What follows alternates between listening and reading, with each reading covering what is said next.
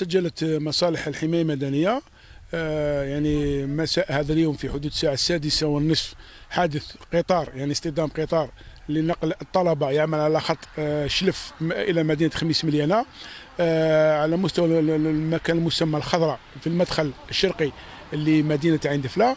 الحادث تمثل في اصطدام قطار لنقل الطلبة، السيارة نفعية منها تويوتا إيليكس، وللأسف خلف هذا الحادث وفاة شخصين بالنقطة كيلومتر 140. وفاة شخصين في المكان يبلغان من العمر على التوالي 42 و50 سنة. وين دخلت مصالح الحماية المدنية وتجنيد كل الوسائل التقنية لاستخراج يعني جثث الضحايا إلى مصلحة حفظ الجثث بمستشفى عين دفلة. فتحت مصالح الدرك الوطني تحقيق في هذا الحادث لمعرفة يعني الأسباب الحقيقية. ومن هذا يفضل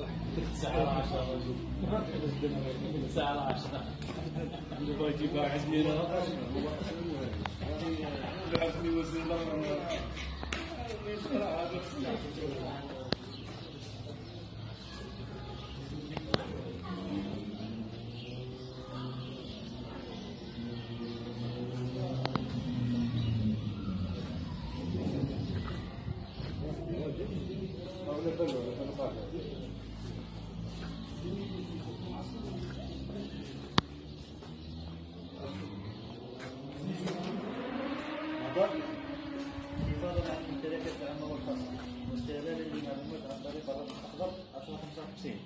تمكن الكتيبة الوطنية للضبط الوطني بالغاز لدى الكتيبة الوطنية للضبط الوطني بالسيل من إخلاص محاولة سرقة معدات خاصة بالسكة الحديدية بدوار 300 عباس. أين تم استرجاعها؟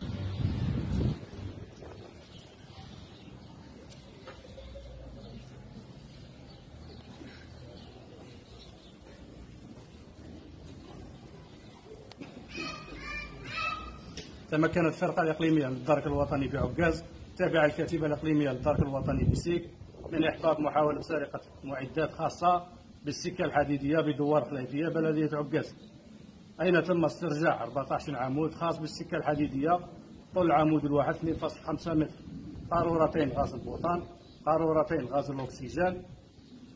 الأكسجين من حجم كبير، آلتي تلحيم شاليمو كأدوات للجريمة، مع إيقاف 3 أشخاص مشتبه بهم.